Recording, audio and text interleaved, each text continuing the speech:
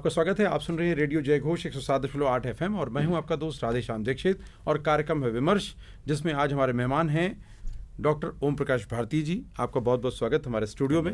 ओम प्रकाश जी का जो अनुभव क्षेत्र है, जो अनुभव संसार है, बहुत विशाल है। न केवल देश में बल्कि विदेश की धरती पर भी आपने काम किया है और जो अपनी परंपराएं हैं, संस्कृतियां हैं, उनके संबंध में बहुत अच्छे से अध्ययन, अन्वेषण और चिंतन के साथ में समाज के बीच में रख रहे हैं। आप वर्तमान में आप प्रोफेसर हैं, विभागाध्यक्ष हैं प्रदर्शनकारी कलाओं में महात्मा गांधी अंतर्राष्ट्रीय हिंदी विश्वविद्यालय में। वार्ता के बीच में हम बताते रहेंगे और आपके अनुभवों को हम आपके सामने लाते रहेंगे, तो हमारे श्रोता और दर्शक ध्यान से सुनेंगे क्योंकि ये बहुत महत्वपूर्ण वार्ता होने जा रही है। तो भारती जी, हम सब जो है आधुनिक परिवेश में गढ़ते जा रहे हैं, आगे बढ़ते जा रहे हैं, लेकिन परंपरा के पोषण में उतना जितना माता पिता ने हमें करवाया या किया जाता रहा उतना तो हमने बचा रखा है थोड़ा बहुत, लेकिन उसके संबंध में चिंतन या भागीदारी कम होती जा रही है। कितना ज़रूरी हैं ये परंपराएं, खास करके लोक जीवन से जुड़ी हुई?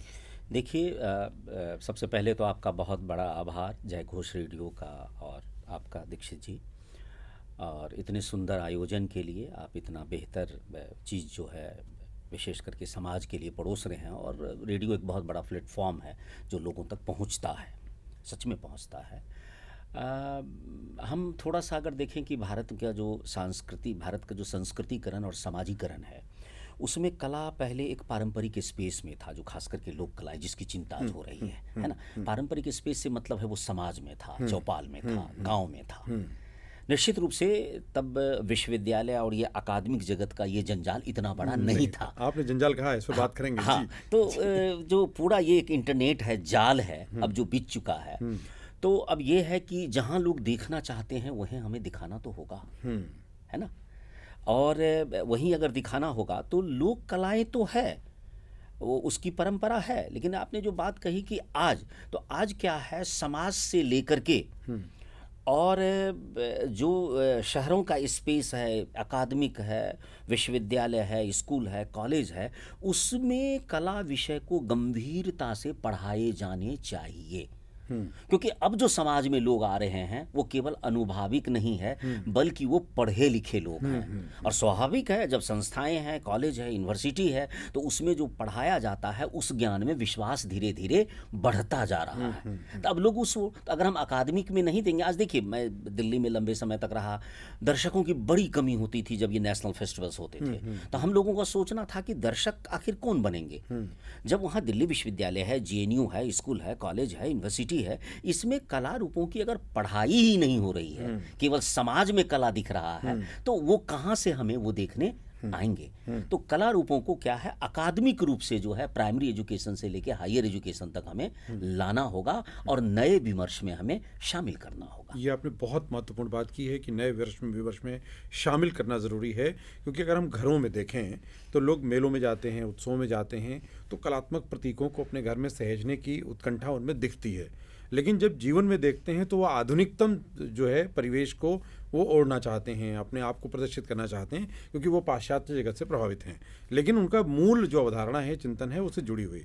तो ये जो अंतर है, एक अनुभवात्मक और दूसरा है अकादमिक, इन दोनों के अंतर में तो व्यक्ति ही है। तो इसमें इतना और अंतर क्यों आता चला गया? ये कहीं ना कहीं जो एक बात आपने कही, जो पाश्चात्य प्रभाव हम पे आया, जो सब कुछ, जो कि कला मौखिक परंपरा में है, पीढ़ी दर पीढ़ी परंपित है, और एक तरह से वो इनविजिबल भी है। क्योंकि देखिए, कला का स्पेस कौन सा है, स्थान कौन सा है? सामाजिक समारोह, धार्मिक समारोह, ठीक है। तो मंदिरों के अंदर या समाज में अगर किसी समारोह में कला होती है, तो मतलब ये था कि उसी से कला रूप विकसित हुए, उसी से निकल करके आए।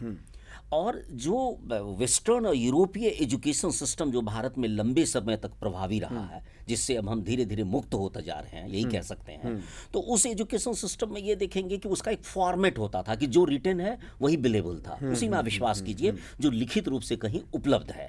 तो एजुकेशन सिस्टम में क्या हो गया कि समाज कला से ही नहीं, ये जो नई पीढ़ी है वो समाज से भी दूर होते गए। जैसे भारतीय समाज की दो जो एक बड़ी विशेषता भी हमें समझ में आती है कि एक तो अगर इसकी संस्कृति को समझना है, विचारधारा को समझना है, ज्ञान परंपरा को समझना है, तो या तो कलात्मक माध्यम है या आध्यात्मिक माध्यम है। भारतीय मूल्य को इन्हीं दोनों से समझा जा सकता है। बिल्कुल ठीक बात। या तो आध्यात्मिक मूल्यों से समझिए या कलात्मक मूल्यों से समझिए। और कहीं न कहीं कला का भी आध्यात्मिक मूल्य है, दोनों के और दोनों के परिप्रेक्ष्य में। अपने परिप्रेक्ष्य में उनके संबंध भी हैं। बिल्कुल। तो हम जो नए स्पेस में आए, कॉलेज और यूनिवर्सिटी में आ गए, तो पता नहीं, हम ये कह रहे हैं कि सांस्कृतिक विविधताएं तो तब भी भारत में थी, आज भी है और रहेगी। इसे नष्ट नहीं किया जा सकता। ये तो खूबी है, खूबी है, ये तो विशेषता है। विशेषता है हमारी, जो सांस्कृतिक, जो कल्चरल डाइवर्सिटी है, इसको हम खत्म भी नहीं कर सकते हैं। लेकिन इसके प्रति नई विधि को थोड़ा, नई पीढ़ी को थोड़ा आक्रामक बनाया गया, दिग्भ्रमित किया गया, अपने जड़, संस्कृति और भाषा से काट दिया गया। उदाहरण लीजिए कि हिंदी क्या है? अवधी, ब्रजभाषा, मैथिली, मगही, भोजपुरी, बघेली, इसका ही तो समायोजन है। अगर कोई व्यक्ति हिंदी बोलने में उसमें अवधी का पूट आ जाए, मैथिली का आ जाए, तो कहते ये कैसे हिंदी बोल रहे हो? तो ये कौन लोग हैं जो ऐसी सवाल उठा रहे हैं? क्या ये उठाया जाना चाहिए? बिल्कुल नहीं। मतलब ये है कि चाहे सूरदास हो, विद्यापति हो, कबीर हो, तुलसी हो, हमारी मातृभाषाओं में आए। यही है कि हमारी जो मातृ कलाएं हैं, हमारी जो लोक कलाएं हैं, अब वो जो है वो स्पेस से हटता गया। ये पाश्चात्य कलाओं का बड़ा एक, और पाश्चात्य दृष्टिकोण ने हमारी कला दृष्टि को और भारतीय ज्ञान परंपरा को नष्ट करने में महत्वपूर्ण भूमिका और योगदान कह दिए, दे दिया उन्होंने। ये एक बड़ा संकट बहुत है। महत्वपूर्ण बात आपने की, दृष्टिकोण। जी। तो हमारे समाज में दृष्टिकोण बनने और दृष्टिकोण बदलने और दृष्टिकोण को गढ़ने की एक प्रक्रिया है, और वो एक अकादमिक जो वातावरण है उसमें बनता है। म्यूजियम्स बड़ी भूमिका निभाते हैं, क्योंकि म्यूजियम्स जो है उन कलाओं का एक संग्रहण, एक जगह प्रदर्शित करना, और उन सब से एक कम समय में किसी को भी दोनों रूपों में, अकादमिक रूपों में भी या कला रूपों में भी उनको प्रभावित करना, जोड़ने के लिए बहुत आवश्यक होते हैं और पीछे भी ले जाना है। क्योंकि संस्कृतियों का विकास तो मूलतः हम जंगल और उसके करीब रहे, उससे निकले हैं। तो जो निकली हुई संस्कृतियां हैं वो अपने साथ वो सब कितना लेकर चल रही हैं, ये बताने की भी ज़रूरत है। अभी आपने, चूँकि देश में अलग अलग जगहों पर आपने संस्कृति विभाग के अलग अलग प्रकल्पों में काम करते हुए, संगीत नाटक अकेडमी के प्रकल्पों में अलग अलग भूमिकाएं निभाते हुए आपने विशेषज्ञता अर्जित की और 6 से ज़्यादा संग्रहालय आपने बनवाए हैं, म्यूजियम्स बनवाए हैं। अभी हम देखते हैं कि म्यूजियम में धीरे धीरे दर्शकों का अभाव बहुत हुआ है, पूरे देश में ये देखने को मिलता है। लेकिन दुनिया के म्यूजियम में विशेषकर लोग जब पर्यटन के लिए जाते हैं तो वो म्यूजियम केंद्र में होते हैं। ऐसा अंतर क्यों देखने को मिलता है? देखिए, सबसे पहले म्यूजियम की आवश्यकता को थोड़ा हम समझें कि म्यूजियम क्या है। हमारी परंपराओं का भविष्य है। Museum is the future of our traditions. हमारी परंपराओं का भविष्य है। अभी जो भारत में कुछ, चाहे नेशनल म्यूजियम हो, इंडियन म्यूजियम कलकत्ता हो, या इस तरह के जो संग्रहशाला बनाए गए पहले से, और ये ब्रिटिश टाइम में बने, तो उसमें देखेंगे कि उसको म्यूजियम से ज़्यादा राजबाड़ी कहना ज़्यादा बेहतर है। थोड़ा और इसको, हाँ, राजबाड़ी से मतलब हमारा ये है कि उसमें जिससे हम शासित और शोषित होते रहे, जिन राजाओं से, उनकी पगड़ी रखी है, उनका तलवार रखा है, उनका छाता और जूता ही रखे गए हैं, उनकी कला वस्तु बहुत कम है, उनकी चीज़ों को कम रखा गया है। अब जब समाज विवेकशील हो गया, अपनी ज्ञान परंपरा को सोच रहा है, तो समाज के मन में एक बात तो है ही कि उसको देखने का औचित्य क्या बनता है, वो कहीं से आपको प्रभावित नहीं करता है। दूसरी तरफ इन संग्रहशालाओं के चक्कर में जो कम्युनिटी म्यूजियम है, क्रिएशन ऑफ द सोसाइटी है, वो पीछे चला गया। बहुत पीछे। सामुदायिक म्यूजियम जो है वो अभी तक भारत में हम नहीं बना पाए हैं। समुदाय, वो अकेले उत्तर प्रदेश में 150 से ऊपर म्यूजिकल इंस्ट्रूमेंट्स हैं, इतनी सारी कम्युनिटीज हैं। आखिर उनका जो क्रिएशन है, उनके संग्रह, तो जो चीज़ समाज का है ही नहीं, उसे समाज देखने जाएगा क्यों? ये भी बहुत बड़ा प्रश्न है। हाँ, उसको जाएगा क्यों? यूरोपीय देशों में जो म्यूजियम में लोग जाते हैं तो उन्होंने बड़ी शक्ति से उसके एक तरह से कहिए कानून बना दिया। मसलन जो कल्चर, आर्कियोलॉजी और हिस्ट्री के स्टूडेंट हैं, अगर वो म्यूजियम नहीं जाएंगे तो एग्जाम पास नहीं करेंगे। अच्छा, ये अनिवार्य है। तो ये अनिवार्य है। तो मतलब है कि जब उनके जीवन की उपयोगिता जो है वो बढ़ा दी गई। अभी माननीय हमारे जो अभी जो वर्तमान सरकार है, इसमें जो एजुकेशन पॉलिसी, नई शिक्षा नीति 20 है, उसमें प्रमुखता से मतलब जो हमारे आर्टिफैक्ट हैं, कला वस्तु हैं, परंपरा है, और संग्रहालय की निर्माण, इवन वर्चुअल संग्रहालय, उन्होंने कहा वर्चुअल मीडियम है, तो कोई ज़रूरी नहीं है कि आप केवल एक घर बना करके ही म्यूजियम बना सकते हैं। आप वर्चुअल मीडियम्स भी जो है वो आप बनाइए और अधिक से अधिक इसको संरक्षित कीजिए। तो म्यूजियम जो है वो हमारे परंपराओं का भविष्य है, और एक तरह से ये कहिए कि जो मार्जिनल सोसाइटी है, और जब तक भारत का अपना इतिहास नहीं होगा तब तक वह एक महत्वपूर्ण ऐतिहासिक स्रोत है, खास करके सांस्कृतिक और सामाजिक मूल्यों को तय करने में, निर्धारित करने में, और उसकी विकास क्रम को समझने के लिए ये कला वस्तु ही हमारे पास एक महत्वपूर्ण माध्यम है। इसीलिए म्यूजियम की आवश्यकता तो गांव-गांव में होनी चाहिए और बन जाने चाहिए। बिल्कुल, क्योंकि हर थोड़े-थोड़े क्षेत्र पे बोली बानी बदलती है, वस्त्र बदलते हैं, उनकी उपयोग की वस्तुओं के स्वरूप बदलते हैं, कला पक्ष तो अपने आप बदलता है। तो मुझे लगता है कि आपने बिल्कुल ठीक कहा कि जितने स्थानिक जो लोक कलाएं हैं, लोक जीवन शैली है, परंपराएं हैं, उनको पोषित करने या उनको और आगे समृद्ध करने के लिए ऐसे छोटे छोटे संग्रहालय हर गांव-गांव तक होने चाहिए, क्योंकि उनकी विशेषताएं हैं हर गांव की। और अगर जनजातियों को देखें तो उनकी अलग अलग जो उपजातियां हैं उनमें ये विशेषता और उनमें अंतर दिखता है, और उस अंतर को अगर बहुत अच्छे से अभिव्यक्त किया जाता है तो आज के परिवेश में रुचि भी बढ़ती है। हमने भोपाल के संग्रहालय में जो जनजाति संग्रहालय है, उसमें लोगों की रुचि देखी है। मैं ये कहना चाहूँगा कि देखिए, लोगों को म्यूजियम एक वाद्य केवल वाद्य दिखता है, जी नहीं। उनका जो वैचारिक मूल्य है, उनका जो उत्तरोत्तर बौद्धिक प्रगति है, वह भी इन चीज़ों के साथ। एक उदाहरण के ले लीजिए, हम एक स्ट्रिंग बजाते थे, एक तारा बजाते थे, और 2 तारा आया, 3 तार बनाए, 7 तार बनाए, और कश्मीर का जो शहतंत्री संतूर है उसमें 100 तार बजाते हैं हम। तो यह एक ऐसा देश है जिसमें हमने 1 तार से 100 तार की यात्रा की है, अलग अलग समय में की है। तो ये जो एक उत्तरोत्तर बौद्धिक प्रगति है समाज, उसका प्रतीक है कि हम एक ही तार को नहीं बजा रहे हैं। यूरोप में देखेंगे कि नहीं, जो इन्वेंशन एक बार हो गया 2 तार का या 1 तार का या 7 तार का, वो उसी में है। 100 तार का कोई वाद्य यंत्र वो नहीं बजाता है, यह केवल भारत बजाता है। और भारत बहुत प्रयोगशील और प्रयोगधर्मी है। जी। और अपने उपलब्ध संसाधनों में अपने स्वरूप गढ़े गए हैं। अगर जनजातियों की कलाओं में देखें तो उनके यंत्रों में उनका पूरा प्रयोग दिखता है, सब में अंतर है, विचार दिखता है, मूल्य दिखता है, सांस्कृतिक विकास यात्रा दिखती है, जर्नी दिखती है, उनकी कल्चरल जर्नी दिखती है। वो हमें इस तरह से भी उनको समझना होगा। बिल्कुल, आपके इस चिंतन से एक बात जोड़ने को मन कर रहा है, क्योंकि हमारी संस्कृति अरण्यक रही है। हम जंगल को हमारे जीवन का अहम अंग रहा है, जो कि पाश्चात्य में नहीं रहा है। इसलिए जंगल उपभोग की वस्तु रहा है, हमारे सह जीवन का अस्तित्व का हिस्सा रहा है। इसलिए जो जनजातियां हैं वास्तव में भारतीय सांस्कृतिक मूल्यों के सबसे बड़े संरक्षक के तौर पर अगर कहा जाए तो ये कितना उचित होगा? देखिए, भारत में अगर समाज विज्ञानियों की अगर हम माने, और जो हमारी अपनी व्याख्या है उसको, संस्कृतिकरण और मानवीकरण दोनों एक जुड़े से जुड़ा हुआ है। हम मानव, एक संपूर्ण मानव कैसे बनते हैं, हम विश्व मानव कैसे बनते हैं, हम गांधी अंबेडकर कैसे बन जाते हैं, हम स्वामी विवेकानंद कैसे बन जाते हैं। तो यह जो संस्कृतिकरण और मानवीकरण की प्रक्रिया है, हमारा संस्कृतिकरण और मानवीकरण प्रकृति से जुड़ा हुआ है। हमारे गीत, नाद, संगीत, सब कुछ, चाहे वो जंगल हो, चाहे वो नदियां हो, है ना, चाहे वो ऋतुओं का ज्ञान हो, सब कुछ प्रकृति से ही हमारा सामाजिकरण और संस्कृतिकरण जो है हुआ है। इसीलिए हमारे मूल्य में और बौद्धिकता में जंगल और नदी, पहाड़। अब देखिए ना, लोक कथाओं में आप देखेंगे कि पक्षियों की कथा है, हिरन की कथा है। अब सही वैज्ञानिक बातें हैं कि हिरन और पक्षियों की भाषा क्या है, तो यह परिकल्पना किसने की है? मानव समाज ने की है। तो हमें आवश्यकता पक्षियों की इसलिए है कि हम उससे संवाद करना चाहते हैं।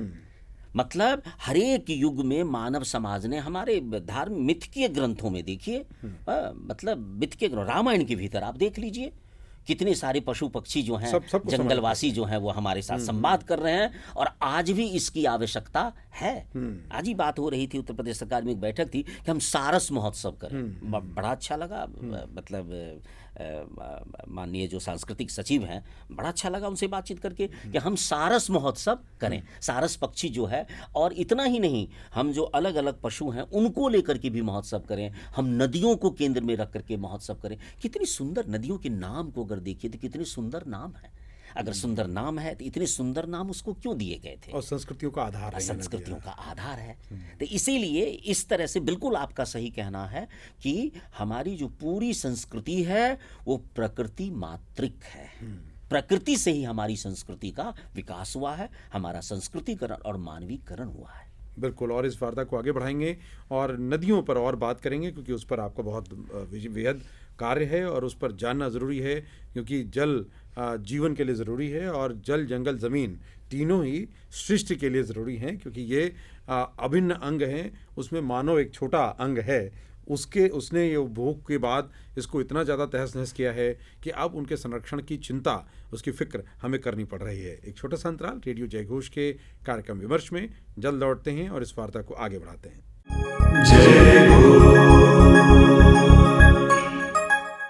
एक बार फिर आपका स्वागत। मंच है रेडियो जयघोष 107.8 FM और मैं हूं आपका दोस्त राधेश्याम दीक्षित। में आज के मेहमान हैं डॉक्टर ओम प्रकाश भारती जी, जो कि विभागाध्यक्ष हैं प्रदर्शनकारी कलाओं में महात्मा गांधी अंतर्राष्ट्रीय हिंदी विश्वविद्यालय वर्धा। बहुत महत्वपूर्ण केंद्र, जहां भाषा के साथ जो भारत की भाव हैं, भारत का जो पूरा जीवन चरित्र है, उस पर चिंतन होता है, उस पर अध्ययन होता है और वो भी मातृभाषा में होता है। ये बहुत महत्वपूर्ण है। लेकिन आपका जो विषय है वो संपूर्ण भाषाओं में जो लोक जीवन है उस पर अध्ययन है, प्रदर्शनकारी कलाओं के साथ में उसका विस्तार है। हम बात जितनी कर रहे थे उसमें वार्ता आपके नदियाँ गाती हैं। आपने एक बहुत महत्वपूर्ण संकलन, आपने चिंतन किया, अध्ययन किया और उसको संकलित किया है। नदियों की संस्कृति और नदियों की जीवन के साथ जो उनका तारतम्य है, उस पर आपका क्या चिंतन है और ये सांस्कृतिक अलग अलग परिवर्तनों में उनकी भूमिका किस रूप में दिखती? देखिए, जल है तो कल है, ये एक प्रचलित कहावतें हैं और भारतीय ज्ञान परंपरा में, भारतीय शास्त्रों में, वेदों में जल को ही प्राण कहा गया है। प्राण की पहचान जल के रूप में ही की गई है कि प्राण के जो तत्व हैं उसमें जल भी एक महत्वपूर्ण तत्व है। और भारत की संस्कृति जो है वो नदी मातृक है। हमारी कृषि प्रणाली जो है वो नदी आधारित है, जल आधारित है।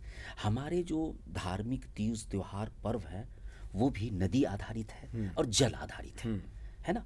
देवताओं को जल चढ़ाते हैं, बड़ी जो अच्छी बात है, देवताओं को जल चढ़ाते हैं, मतलब जल पूजनीय है, जल सम्माननीय है। जल और नदी को जिस तरह से भारतीय मूल्यों में कोई ऐसे पुराण, वेद, उपनिषद नहीं है जहां जल पर चिंतन नहीं किया गया है।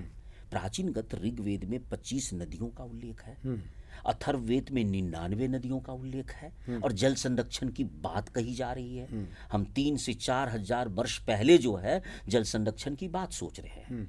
तो भारतीय समाज अपने जल और नदियों के साथ वर्षों से रह रहा था और नदी समाज का था, जल समाज का था।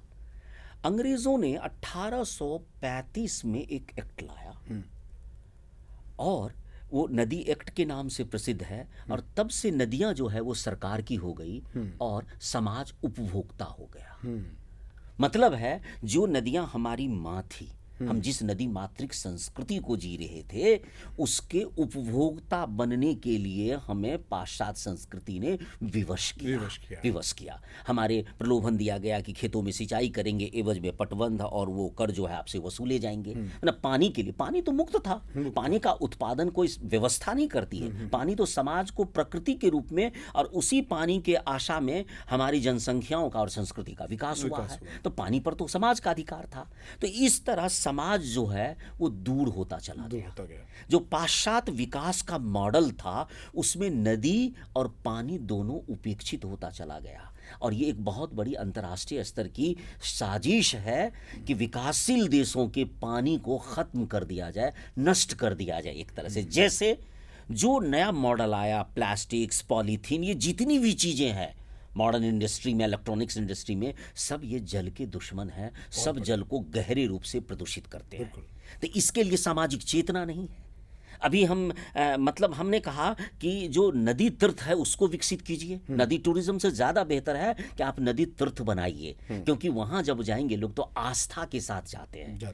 तो जल और नदी भारत में इसलिए सुरक्षित था कि वो धार्मिक शुचिता रही है। ये बहुत धर्म से धार्मिक शुचिता रही है और धार्मिक शुचिता को अगर आप व्यापार और बिजनेस में ले आएंगे तो दुर्भाग्य है, बहुत बड़ा दुर्भाग्य है, हम उसको नहीं बचा पाएंगे। आज हमारे लिए सबसे बड़ी चुनौती है कि हम स्वच्छ जल तो है, लेकिन वह पीने योग्य जो अगर स्वच्छ जल सभी लोगों को नहीं मिल रहा है, तो समाज को आगे आना होगा। ये दायित्व केवल सरकार का नहीं हो सकता है, क्योंकि पानी तो फैला हुआ है, घर घर में पानी है, आप कहीं भी दूषित कर सकते हैं, कितने भी कठोर कानून बना दिए जाए। तो एक सामाजिक चेतना चाहिए, और इसीलिए हमारे धर्म ग्रंथों को, भारतीय ज्ञान परंपरा को पुनः याद करने की जरूरत है, जो हमारे मार्गदर्शन के लिए प्रतीक्षा कर रहा है, जहां जल को जो है देवता के स्वरूप माना गया है, और नदी को माता समान कहा गया है, और वर्तमान संस्कृति ने जल का उपभोक्ता बना करके हमें खड़ा कर दिया। तो इस तरह हम जल को प्रदूषित भी कर रहे हैं, और विकास के नए मॉडल से नदियों से भिड़ भी रहे हैं। आपने बहुत गहन अध्ययन किया है, और आपने नदियों की पीड़ा को नदियों की गीतों में उद्धृत करने, या जो किया जाता है उसको संकलित करने का काम किया है। तो मैं चाहूँगा कि कुछ गीतों के माध्यम से नदियों की पीड़ा को अभिव्यक्त कैसे करता है लोक जीवन, उसकी कुछ वानगी अगर आप बताएं जो आपका संकलन है। हमने उत्तर बिहार की कोसी नदी को लेकर के काम किया है। कोसी पुण्यवती सरिता कही गई है, और हम धर्मशास्त्र की बात करें तो वाल्मीकि रामायण के अनुसार वो विश्वामित्र की बहन सत्यवती है, और जब वो भगवान श्री राम के साथ मिथिला की यात्रा कर रहे हैं तो कौशिकी तट पे रात में विश्राम करते हैं और उसकी कथा सुनाते हैं। है? तो इस तरह से वो कहते हैं कि ये लोक के कल्याणार्थ, मतलब नदी विश्वस्व मातरः, नदी भर, भारतीय परंपरा देखिए जहाँ ये कह रहा है कि नदी विश्व भर की माता है, केवल हमारी माता नहीं है। यह उद्घोषणा हम भारतीय ज्ञान परंपरा में पहले से कर रहे हैं। तो खास करके वह परंपरा थी। बाद में धीरे धीरे जब नदी से समाज दूर होता गया, तो हमने कोसी के लगभग 200 गीतों का संकलन किया। एक कोसी नदी है, पश्चिम भारत के जब ये राजस्थान इस इलाके में बड़े मरुस्थल बन गए, वहाँ की नदियाँ सूख गई प्राकृतिक कारणों से, भौगोलिक परिवर्तन से, तो जो पशुचारक समाज के लोग थे बड़ी संख्या में पानी की खोज में गंगा घाटी, यमुना कछार होते हुए वो कोसी तट पर जाकर के बस जाते हैं। तो आप देखेंगे कि वहाँ दुधारू भैंस और गाय की नस्लें, जो देशज नस्लें हैं, 20 लीटर दूध देने वाली देसी भैंस और गाय है वहाँ है। और नदियों में देखेंगे तो 45 से 50 प्रकार की मछलियाँ हैं, 50-56 प्रकार की साग सब्जियाँ हैं, और मैंने कोसी नदी में अकेले 65 प्रकार की धान की स्थानीय प्रजाति को ढूंढा। तो अब सवाल ये उठता है, तो इतना सब कुछ है, लेकिन अंग्रेजी शिक्षा पद्धति ने उस नदी को बिहार का अभिशाप पढ़ा दिया। बच्चे पढ़ते हैं कि बिहार, बंगाल का शोक दामोदर, अब बिहार का शोक कोसी नदी। वह नदी शोक कैसे हो सकती है? देखिए, बाढ़ तो वृद्धि का प्रतीक है। बाढ़ आना, धन की बाढ़, ज्ञान की बाढ़, ये सब वृद्धि दिखा रहा है। तो नदी की बाढ़ से क्यों घबरा रहे हैं? तो किस जगह से कौन सी विचारधारा आपको पढ़ा दिया कि बाढ़ आपके लिए पीड़ादायक है, पेनी हो गया? हमारे शास्त्रों में कहा गया है कि जो नदियां बाढ़ नहीं लाती है वो बांझ कहलाती है। बाढ़ जो है वो वृद्धि का प्रतीक, उत्स है। तो आगे अगर देखेंगे तो जब अंग्रेज आ गए और उन्होंने नदियों को, समाज को नदी का उपभोक्ता बना दिया, तो वह समाज जो धार्मिक शुचिता के साथ नदियों का सम्मान करता रहा, नदियों के साथ जीता रहा, तो उन्होंने बहुत सारे गीतों में सीधा नदियों के साथ संवाद किया है। अब मनोवैज्ञानिक रूप से देखिए कि समाज नदियों के साथ संवाद कर रहा है, क्योंकि कोई भी व्यवस्था उसे एश्योर्ड नहीं कर रही थी। जो संवैधानिक व्यवस्था उस समय अंग्रेज काल की रही थी या मुगल काल की रही थी, उसमें नदी को लेकर के उसे एश्योर्ड नहीं हो रहा था समाज कि वो बच जाएगी और सुरक्षित रहेगी। तो सीधा जा करके उन माताओं से ही वो संवाद कर रहा है लोकगीतों में कि हे माता, आप हमारी रक्षा कीजिए, हमारे प्राणों की रक्षा कीजिए। देखिए, वही बात ऋग्वेद में नदी और विश्वामित्र संवाद है कि एक अलग ऋषि हैं जो नदी को आकर के मतलब वो विनम्र प्रार्थना करते हैं कि वो अपने वेग को शांत करें, और विनम्र भाव से हम थोड़े जजमान के यहाँ से कुछ दान दक्षिणा लेके आ रहे हैं और नदी को हम पार कर जाएं। तो नदी कहती है कि ये जो रूप हमें प्रकृति ने दिया है, तो यह तो हमारा स्वरूप है। इस तीव्र वेग के कारण ही हम धरती का परिष्करण करते हैं, उसका हम शुद्धिकरण करते हैं, है ना। लेकिन एक विनम्रता के कारण जब नदी से प्रार्थना करते हैं हम, तो नदी शांत हो जाती है और फिर वो नदी को पार कर लेते हैं। यह जो विनम्रता और संवाद की स्थिति है कि चर अचर, चल अचल, प्राणियों से भी भारतीय ज्ञान परंपरा में हमने संवाद किए हैं। तो उन गीतों में जो है, जो गीत हैं नदियों के, वो सारे संवाद ही हैं, समाज और नदियों का संवाद। बेटा और माँ का संवाद, पुत्री और माँ का संवाद, उसी के रूप में समाज जो है खड़ा हुआ है। मातृत्व भाव से हमने नदियों से संवाद स्थापित किया है और इन तमाम लोकगीतों उत्सव में ये बार बार इन उसको चीजों को अनुभूत कराने का अनुभूत ये कराने प्रक्रिया का। है। जी जी जी, बिल्कुल बिल्कुल। बहुत महत्वपूर्ण बात, आपने लोक जीवन की भी बात की है और चलते चलते हम चाहेंगे कि लोक परंपरा से एक लोक शिक्षण का जो काम है वो कितना महत्वपूर्ण है। और अभी हम लोग फेस्टिवल्स में, उत्सवों में जाते तो ज़रूर हैं, मनोरंजन के लिए जाते हैं, लेकिन लेकर कितना आते हैं ये बहुत महत्वपूर्ण कार्य है।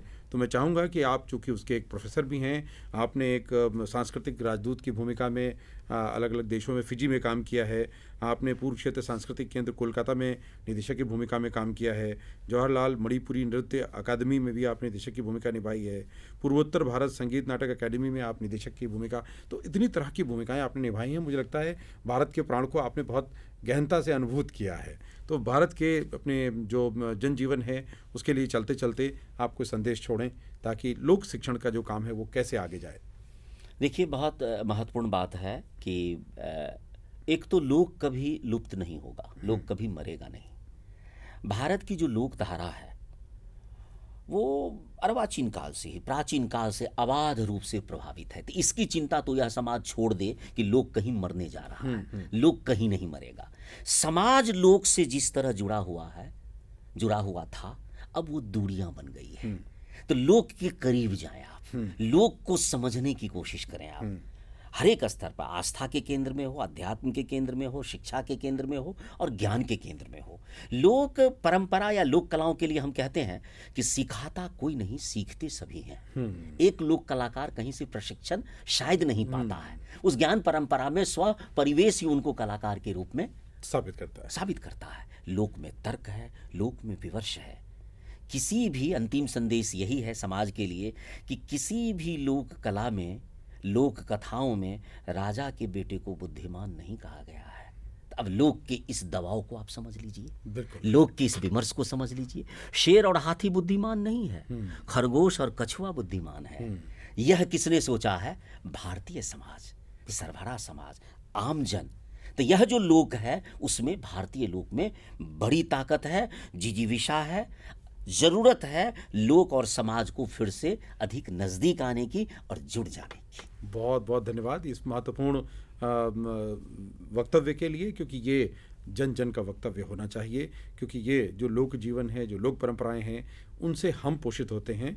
इसलिए हम जो उनके संरक्षण की बात करते हैं, हमारी भूमिका है जिसका निर्वहन हमें करना है।